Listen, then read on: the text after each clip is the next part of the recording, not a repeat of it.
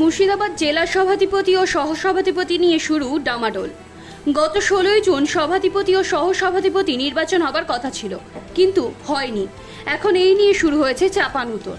গত বিধানসভা ভোটের আগে 11 জন সদস্য ও সভাধিপতি মোশাররফ হোসেন মধু দল ত্যাগ করেন।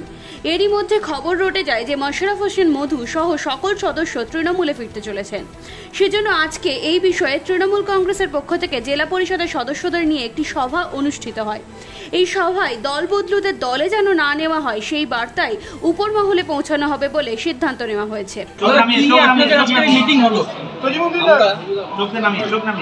আমরা গত বিধানসভা নির্বাচনে আমরা লক্ষ্য করেছি আমাদের মুর্শিদাবাদ জেলা পরিষদের মধ্য থেকে আমাদের সভাধিপতি সহ 11 জন মেম্বার চূড়ান্ত দল বিরোধী কার্যকলাপ করেছিল। আজকে আমরা জেলা পরিষদের সমগ্র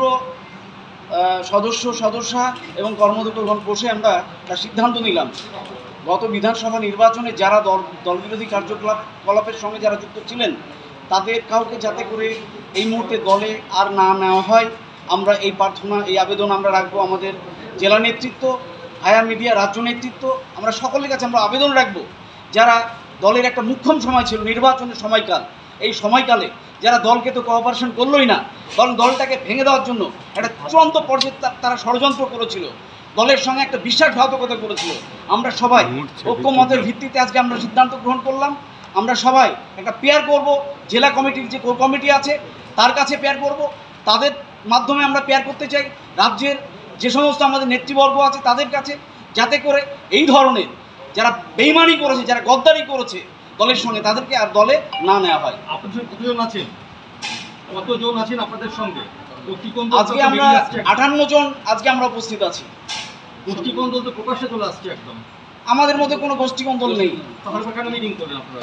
আমরা মতামতের ভিত্তিতে আমরা এক হলাম, সবাই আলাপ আলোচনার ভিত্তিতে আমরা সবাই এক হয়ে সিদ্ধান্ত গ্রহণ করলাম যে কি করা যায়, আমরা যাতে আমাদের মধ্যে কোনো অনৈক্যতা না থাকে, কোনো মতভেদ না থাকে, তার জন্য আমরা আলোচনা করে সিদ্ধান্ত নিলাম আমরা যেটাই করি একসঙ্গে বসেই করি, যার জন্য আজকের এই বসা। আপনার প্রাক্তন সভাধিপতি নাকি যোগাযোগ রাখছেন রাজ্য নেতৃত্বের সঙ্গে, কি বলবেন? সেটা আমরা বলতে পারবো না, তবে আমরা আজকে বসেছি যেই দলের সঙ্গে বিরোধিতা করেছে, দলের সঙ্গে গদ্দারি করেছে, তাদেরকে যাতে করে আর দল মার্জনা না করে, তারই পরিপ্রেক্ষিতে আজকের এই আমাদের সভাধিপতি নির্বাচন থাকার কারণে কি জেলার উন্নয়নটা তো থমকে যাচ্ছে নাকি, কি বলবেন? সভাধিপতি বা সহকারী সভাধিপতি না থাকার জন্য সেটা হচ্ছে, কিন্তু এখন লকডাউন চলছে, কিছু তো করার নেই। লকডাউন প্রক্রিয়া যতদিন না হচ্ছে মিটছে ততদিন তো কিছু করার আমাদের কারোরই কিছু করার নেই। সমস্যাটা কোন জায়গায়?